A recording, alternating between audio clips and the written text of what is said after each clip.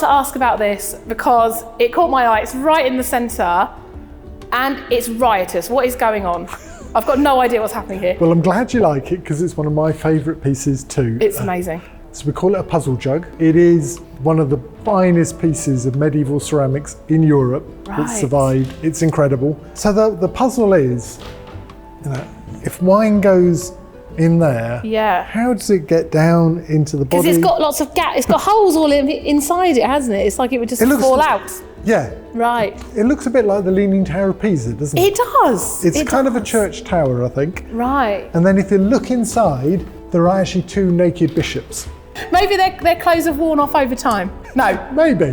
But that could be a good excuse, couldn't it? Now that's got to be unusual. Hanging out the window, there are these women hanging out the window, musicians playing around. Yeah, I can see them. It's not what you expect for a bishop, really, is it?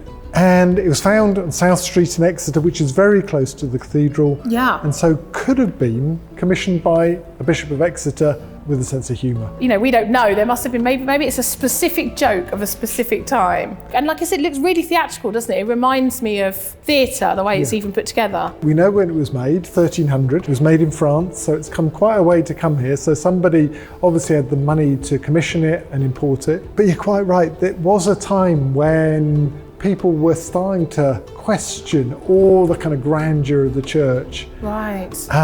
Because there were lots of kind of church processions, and then there was an extraordinary Exeter-based kind of anarcho-theatrical group called the Bishops of Brothingham, who kind of took it to 11. So it could have been all part of that movement. The fact that, people were questioning whether the cathedral should be so grand, whether the church should be so grand. It's an amazing piece. I love it. It's fascinating. Nothing else like it.